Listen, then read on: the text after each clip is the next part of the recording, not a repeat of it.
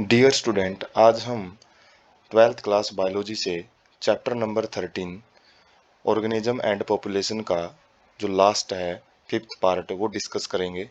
और इस पार्ट में जो हम पॉपुलेशन इंटरेक्शन डिस्कस कर रहे थे फोर्थ पार्ट के अंदर, दो पॉपुलेशन इंटरेक्शन हमने वहाँ पे डिस्कस की थी।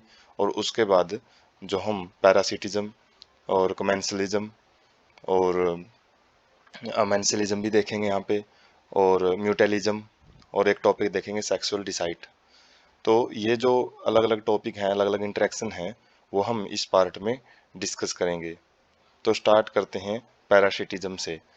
Type of interaction in which one species parasite is benefited wheel other one host is harmed but not killed. तो इसमें क्या होता है कि ये उस टाइप का इंटरेक्शन है जिसमें एक स्पीसीज का तो फायदा होता है, जो पैरासाइट होता है परजीवी, और जो दूसरे जीव है जिसके ऊपर ये पैरासाइट रहते हैं या उसके शरीर के अंदर रहते हैं उसको होस्ट बोलते हैं, वो हार्मड होता है लेकिन किल नहीं होता है।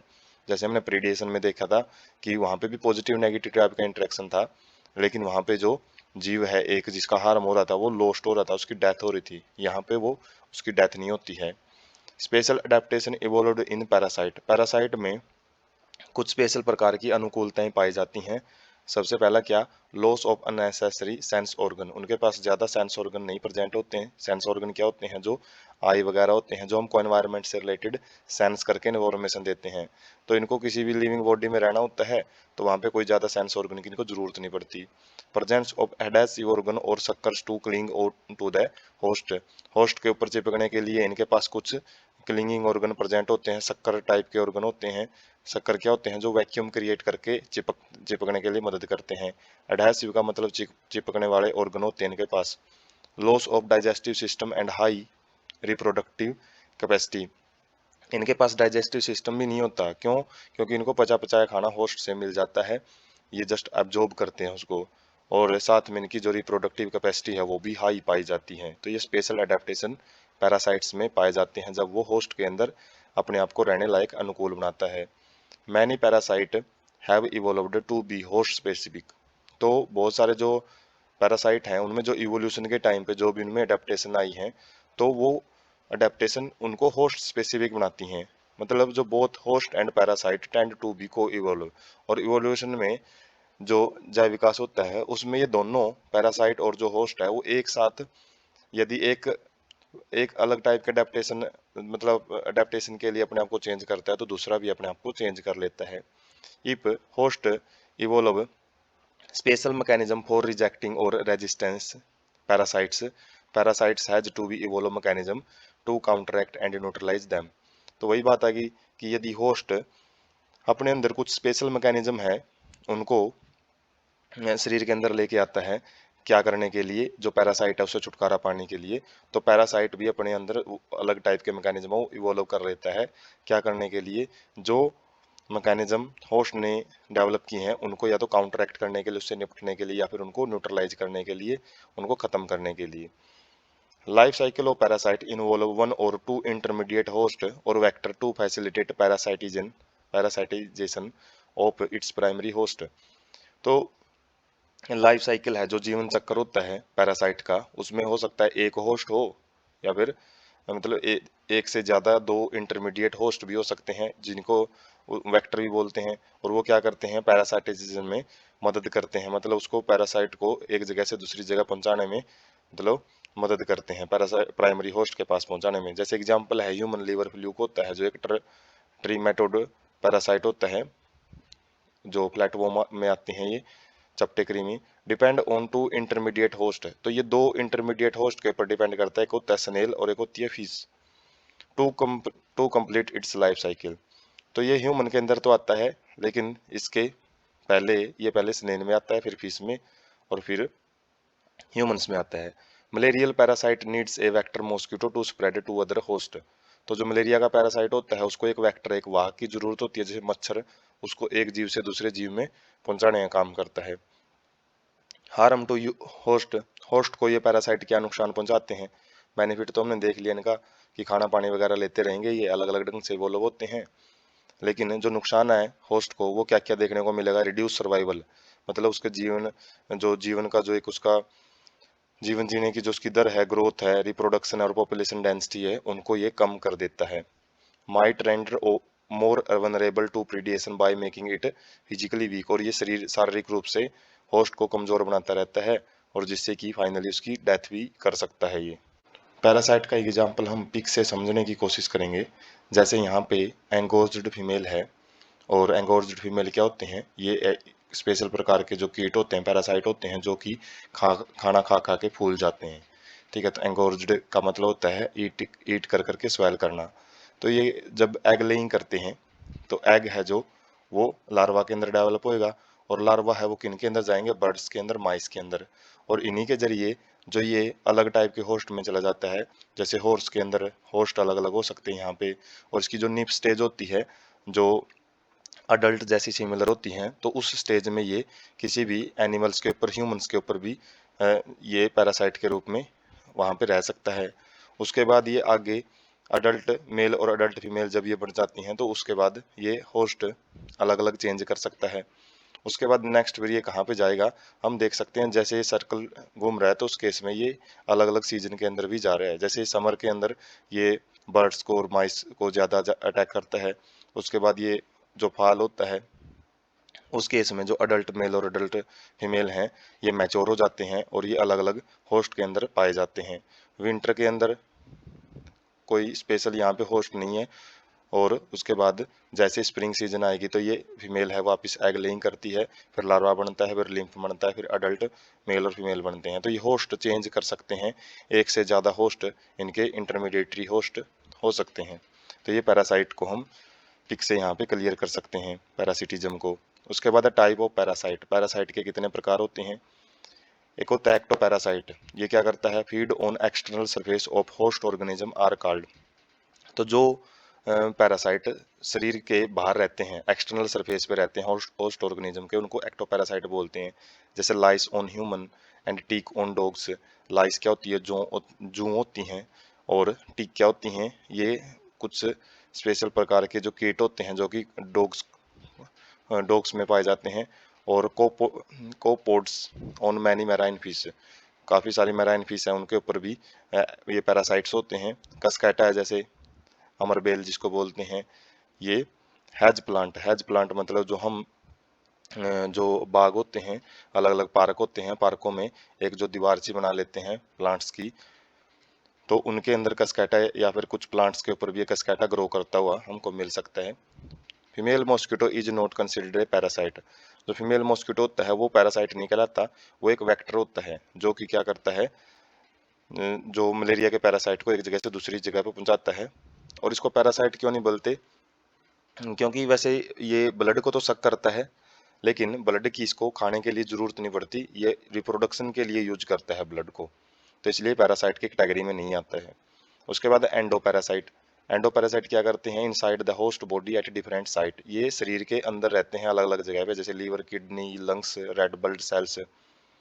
Life cycles of are more complex because of their extreme specialisation. इनका जो लाइफ साइकिल है थोड़ा सा कॉम्प्लेक्स, जटिल देखने को मिलता है, क्योंकि ये अलग अलग जगह में रहेंगे, तो अलग अलग ढंग से इनको अपने आप को मॉडिफाई करना पड़ता है। Morphologically and anatomically features are greatly simplified while emphasizing their reproductive potential। तो इनका जो बाहरी स्ट्रक्चर है और जो इनकी आंतरिक स्ट्रक्चर होती है, एनाटॉमिकल फीचर होते हैं, वो बहुत ही ज़्यादा सिंपल होती हैं। वाहिल एम्फेसाइजिंग दियर रिप्रोडक्टिव पोटेंशियल, जब उनको अपनी संख्या में बढ़ोतरी करनी होती है, जब उनको अपना रिप्रोडक्शन जो है रेट को बढ़ाना होता है, तो ये अपनी जो सिंपल स्ट्रक्चर बनाते हैं उस केस में। उसके बाद है brood parasitism. Type of parasitism in which parasitic bird Lay's it's egg in the nest of its host for incubation. ये बर्ड्स के अंदर पाया जाता है, जिसमें क्या होता है, एक बर्ड अपने जो एग्स हैं वो दूसरे बर्ड के नेस्ट में, घोंसले में दे के आता है, किसके लिए, ताकि वो उसको इनक्यूबेट कर सके। During course of evolution, evolution के टाइम जैसे जैसा मतलब मॉडिफिकेशन आई है, egg of the parasitic bird have evolved to resemble host egg in the size and the colour. जो पैरासिटिक बर्ड होता है, जो एग लेइंग करता है किसके नेस्ट के अंदर, होस्ट के नेस्ट के अंदर, उनके जो एग हैं वो दोनों सिमिलर साइज के बनने स्टार्ट हो गए हैं। पहले अलग अलग साइज के होते थे, और अलग अलग कलर के होते थे। तो इसमें क्या होता है कि जो इनक्यूबेशन पीरियड होता है, कुछ बर्ड खुद इंक्यूबेट ना करके अपने एग्स को दूसरों से इंक्यूबेट करवाते हैं, और जो ऑफस्प्रिंग वगैरह जब बन जाते हैं तो उसके बाद वो ऑफस्प्रिंग तो अपने नॉर्मल लाइफ आगे रखते ही हैं, जो उनका रेगुलर रखते ही हैं। तो इसमें जो ब्रूड पैरासिटिज्म में मतलब ये होता है, ब्रूड का मतलब होता है बच्चे। तो बच्चों के बेस पे जैसे यहाँ पे कोई खाना पानी नहीं लिया जाएगा बर्ड्स के द्वारा, वो क्या किया जाएंगे, अपने बच्चों को दूसरे पक्षियों से, दूसरे बर्ड से मतलब उनका पालन पोषण करवाते हैं, खासकर इनक्यूबेशन करवाते हैं।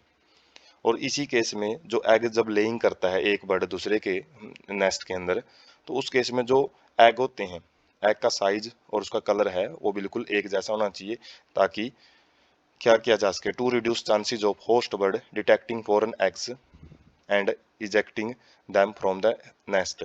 तो क्या बचाने के लिए, ताकि जो होस्ट बर्ड है जिसके घोंसले में अंडे दिए हैं पैरासाइट बर्ड ने, तो वो उसको क्या ना कर सके, डिटेक्ट ना कर सके, ना अच्छे अच्छे ढंग से ना पहचान पाए, और यदि उसने पहचान लिया तो क्या कर सकता है, उनको घोंसले से बाहर फेंक सकता है।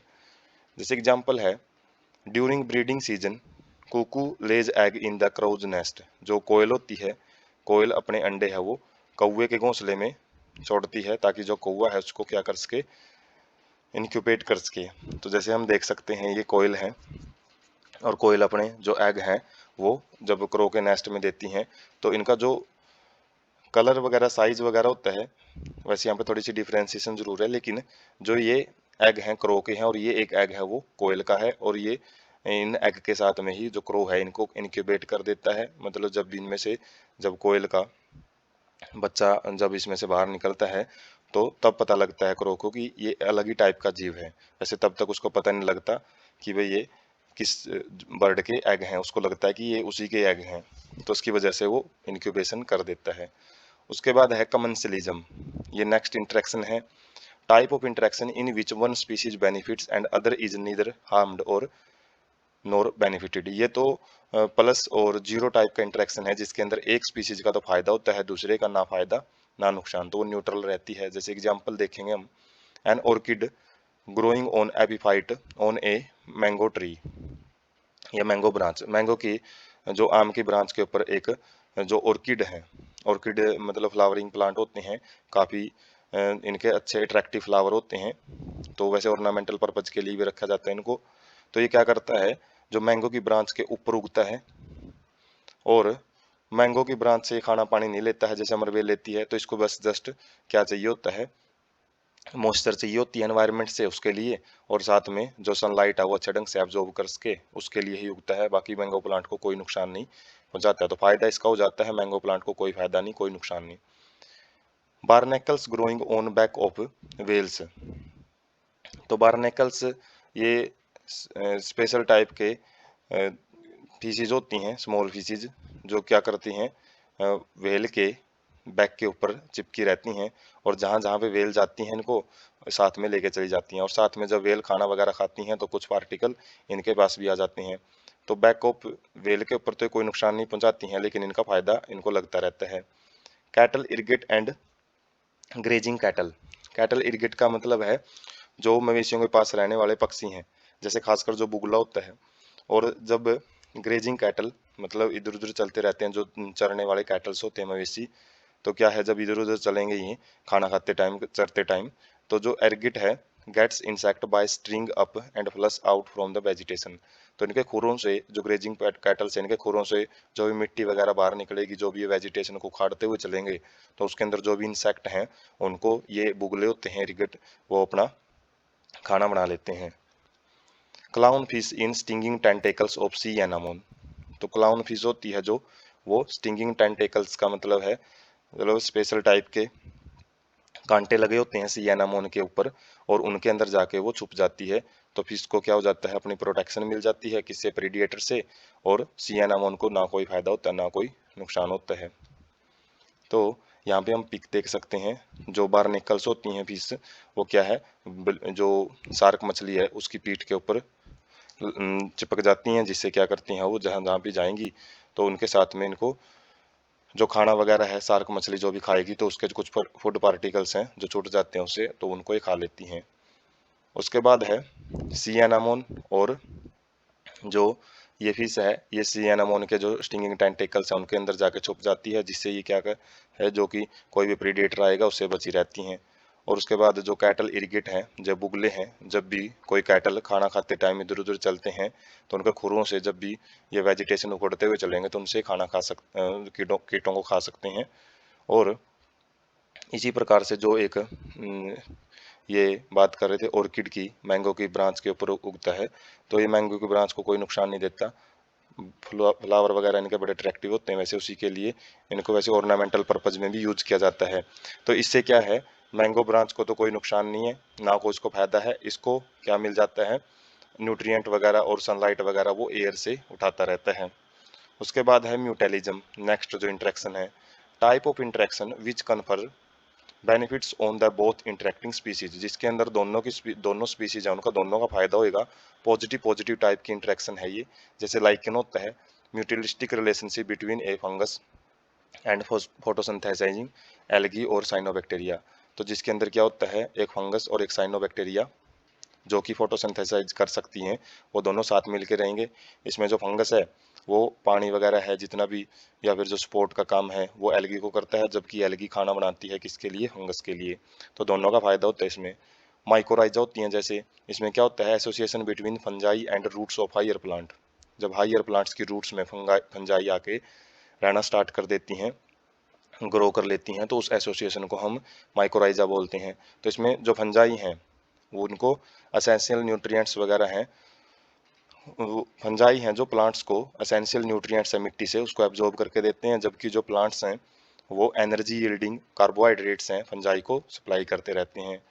उसके बाद प्लांट एनिमल जो रिलेशनशिप हम नेचर में देखते हैं, plants need animal for pollination, plants को एनिमल्स की जरूरत पोलिनेशन और सीड डिस्पर्सल का मतलब है सीड को अलग अलग जगह पे फैलाने में जरूरत पड़ती है। प्लांट ऑफर रिवार्ड और fees in form of pollen and nectar for the pollinator, जो अलग अलग पोलिनेटर होते हैं जैसे हनी बी होती हैं, तो वो पोलन ग्रेन को खाने के रूप में भी, और साथ में उसके जो नेक्टर वगैरह स्वीटेस्ट सब्सटेंस होते हैं, तो प्लांट उनको जो भी पोलिनेटर आते हैं उनको रिवार्ड स्वरूप में देते हैं। And juicy and nutritious fruit for seed dispersal, और जैसे हम हैं सीड वगैरह जो जब भी फ्रूट वगैरह खाते हैं तो सीड इधर उधर फेंक देते हैं, तो वो सीड डिस्पर्जल में प्लांट्स को मदद मिलती है। प्लांट एनिमल इंटरेक्शन को evolve tightly linked with each one another, और जैसे जैसे प्लांट है जो उसका जो फ्लावर वगैरह है या फिर पोलन ग्रेन वगैरह है, वो उसका जो जो भी मॉडिफिकेशन उसके अंदर आएंगी, तो ये जो पोलिनेटर होते हैं और ये एनिमल्स होते हैं वो भी साथ साथ में ही इवॉल्व होते हैं, तो ये भी को इवोल्यूशन का ही टाइप है। उसके बाद fig tree and pollinator species of wasp, तो इसमें क्या होता है, female wasp use fruit as oviposition egg laying, तो जो फिग अंजीर के पेड़ होते हैं तो उसमें एक वास्प ततैया होता है जो वो क्या करता है, उसके फीमेल वास्प है जो ओवी पोजिशन एग लेइंग करता है, कहाँ पे, जो फ्रूट होता है उसके अंदर। And developing seeds for nourishes it's larva, और जब सीड डेवलप कर रहा होता है तो उस केस में इसके लार्वा को, जो एग से लार्वा निकलेंगे उनको खाना वगैरह मिलता रहता है। और वास्प क्या कर देती है, अंजीर की फ्लोरिसेंस की जो फिग इनफ्लोरिसेंस उसकी पोलिनेशन कर देती है, तो जो प्लांट है उसकी पोलिनेशन हो जाती है, और जो वास्प है उसको एग लेइंग के लिए जगह मिल जाती है, और साथ में उसके लार्वा के लिए नरिशमेंट मिल जाता है। तो दोनों टाइप के ही यहाँ पे दोनों पॉजिटिव पॉजिटिव टाइप का इंटरेक्शन वो देखने को मिलता है। उसके बाद है हम देख सकते हैं यहाँ पे ओब्लिगेट म्यूटेलिज्म के अंदर क्या रहता है, जैसे लाइकेन में जो फंजाई है और एल्गी है दोनों एक दूसरे के साथ मिलके रहते हैं, वो अलग अलग नहीं रह सकते। ओब्लिगेट का मतलब ये होता है, फ्यूकुलेटेटिव का मतलब है अलग अलग भी रह सकते हैं। जैसे जो हनी बी है वो फ्लावर के पास जरूरी नहीं है कि नेक्टर के लिए आती तो जरूर है, लेकिन इसको खाने के लिए और भी चीज़ें मिल सकती हैं, तो जरूरी नहीं है कि एक दूसरे के साथ बिल्कुल इंटरकनेक्टेड होकर काम करें। उसके बाद है ट्रोपिक म्यूटेलिज्म, इसके अंदर क्या होता है, एर्बुस्कुलर माइकोराइजा, माइकोराइजा की टाइप के अंदर जैसे हमने पढ़ा था जो रूट्स होती हैं, ये रूट्स हैं और इसके ऊपर रूट हेयर्स लगे हुए हैं, और जो ब्लू कलर का पोर्शन हम देख रहे हैं ये है फंजाई। और फंजाई क्या करते हैं, जो न्यूट्रिएशन वगैरह है, वाटर वगैरह है, उसको एब्जॉर्ब करने में रूट की मदद करते हैं, और जबकि ये रूट के अंदर तक पेनिट्रेट किए होते हैं, जो भी खाना पानी रूट में आता है उसको ये एब्जॉर्ब करते रहते हैं।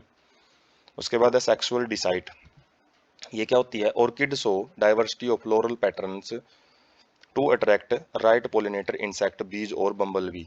तो जो ऑर्किड के प्लांट होते हैं उनके जो फ्लोरल पैटर्न है वो अलग अलग होते हैं। फ्लावर के जो अरेंजमेंट हैं, जो फ्लोरल वर्ल हैं, वो अलग अलग जगह पे अरेंज होते हैं ताकि वो क्या कर सकें, राइट पोलिनेटर को ही अट्रैक्ट कर सकें। जैसे जो बी मधुमक्खी होती हैं, बम्बल बी क्या होते हैं, भंवरे होते हैं जो कि फूलों के ऊपर मंडराते रहते हैं।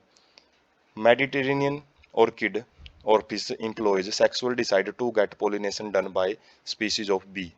तो एक स्पेशल प्रकार का ऑर्किड है ऑर्पिस ऑर्पाइस, ये एक स्पेशल प्रकार की जो टेक्निक है वो यूज करता है सेक्सुअल डिसाइड, ताकि जो बी हैं वो पोलिनेशन कर सकें। तो इसमें क्या होता है, one petal of its flower resembles to the female of bee in size colour and marking. तो जो इसकी एक पंखुड़ी होती है, एक पेटल होती है, वो किस में मॉडिफाई हो जाती है, वो एक फीमेल जो बी होती है, फीमेल बी की स्ट्रक्चर में बिल्कुल उस जैसी दिखाई देती है, और उसका जो कलर वगैरह मार्किंग वगैरह बिल्कुल ऐसी दिखाई देती है कि वहाँ पे जो फीमेल बी है वो बैठी हुई है। तो मेल बी इज अट्रैक्टेड, वहाँ से क्या होगा, मेल बी अट्रैक्ट होएगा और वो सूडो कॉपुलेट्स विद फ्लावर, वो क्या करता है, कॉपुलेशन करता है, लेकिन सूडो कॉपुलेशन कहलाएंगे क्योंकि वहाँ पे फीमेल बी नहीं है, फीमेल बी जैसी स्ट्रक्चर है किसकी, पेटल की। And during that process is dusted with pollen grain, और जब ये कॉपुलेशन कर रहा होता है उस केस में इसके ऊपर जो पोलन ग्रेन है वो चिपक जाते हैं। When same bee pseudo copulates with flower another flower it transfer pollen and pollinate flower, और जब यही सेम बी किसी दूसरे फ्लावर के ऊपर जाएगी, वहां पे फिर ऐसे सूडो कॉपुलेशन करेगी, तो वहां पे जो पोलन ग्रेन उसने पहले वाले फ्लावर से लिए थे उसको वहां पे ट्रांसफर कर देती है, और इससे क्या करती है, फ्लावर को पोलिनेट कर देती हैं। और इसमें भी को इवोल्यूशन देखने को मिलता है। कैसे, ई female bee colour pattern changes even slightly for any reason during the evolution, तो ऑर्किड फ्लावर हैज टू को evolve to maintain resemblance of its petal to the female bee. तो यदि जो फीमेल बी है अपना जो कलर है वो चेंज कर लेती है इवोल्यूशन के टाइम में, जैसे जैव विकास के टाइम में अपडेशन आती हैं, तो उन अपडेशन में यदि कलर चेंज कर लेती हैं, तो ऑर्किड फ्लावर को भी जो पेटल्स का जो वो फीमेल बी जैसा वो स्ट्रक्चर बनाएगा, तो उसको भी साथ में ही अपना कलर वगैरह है वो चेंज करना पड़ता है, ताकि जो रिजेम्बलेंस है पेटल की वो फीमेल बी जैसी बनी रहे। तो यहाँ पे हम पिक देख सकते हैं, यहाँ पे एक मधुमक्खी बैठी हुई है, और जो ये ऑर्किड है, ऑर्किड की एक जो पेटल होती है वो फीमेल बी जैसी हो जाती हैं, और ये जब कॉपुलेशन करता है तो जब भी जो पोलन ग्रेन है इसके ऊपर आके अटैच हो जाते हैं। उसके बाद है अमेंसिलिज्म, लास्ट इंटरेक्शन है, हालांकि एनसीईआरटी में इसका कोई जिक्र नहीं है, फिर भी हम इसको थोड़ा आइडिया वाइज देखते हैं। तो अमेंसिलिज्म या एंटागोनिज्म क्या होता है, इसके अंदर ये एक प्रकार का इंटरेक्शन है जिसमें एक जो स्पीसीज है उसका ना फायदा ना नुकसान, मतलब वो न्यूट्रल रहेगी, और जबकि दूसरी जो स्पीसीज है उसका नुकसान होता है। जैसे कुछ एंटीबायोसिस होती है, एंटीबायोटिक्स हम यूज करते हैं, तो उनमें क्या करता है, कुछ ऐसे सब्सटेंस होते हैं, कुछ ऐसे फंगस होते हैं, जैसे कि जब अलेक्जेंडर फ्लेमिंग ने डिस्कवरी की थी पेनिसिलिन की, तो उस टाइम पे भी ये देखा गया था कि जो पेनिसिलिन फंजाई हैं वो अपने आसपास में जो बैक्टीरिया है उसको उगने नहीं देते हैं। तो उसमें क्या है कि ये कुछ ऐसा केमिकल सब्सटेंस है वो रिलीज करते हैं जो कि बैक्टीरिया को ग्रो नहीं करने देता। हालांकि उससे इनका कोई जो केमिकल सब्सटेंस ये सिक्रीट करते हैं इनका कोई नुकसान नहीं होता, लेकिन जो बैक्टीरिया वगैरह होते हैं उनका मतलब वो उनको किल कर देते हैं। तो एक स्पीशीज का ना फायदा ना नुकसान है इसमें, और जबकि दूसरे का नुकसान हो जाता है। और इसी प्रकार से जैसे अमेंसिलिज्म के दो टाइप हैं, एक एंटीबायोसिस और एक एलियोपैथी। एलियोपैथी में क्या होता है, एक प्लांट होता है और जो लार्जर प्लांट होता है वो स्मॉल प्लांट्स को कुछ ना कुछ ऐसे केमिकल सब्सटेंस है वो रिलीज करते रहते हैं ताकि जो स्मॉल प्लांट है वो वहाँ पे ग्रो ना कर पाए। हालांकि इस केमिकल सब्सटेंस से इसका कोई फायदा नहीं, कोई नुकसान नहीं, लेकिन ये कंपटीशन को वैसे कम करने के लिए छोटे प्लांट्स हैं उनकी ग्रो को रोक देता है, उसको हम एलियोपैथी बोलते हैं। तो ये दोनों एग्जाम्पल किस चीज़ के हैं, ये हैं अमेंसिलिज्म के। अमेंसिलिज्म एक जीरो और नेगेटिव टाइप का इंटरेक्शन को बोला जाता है।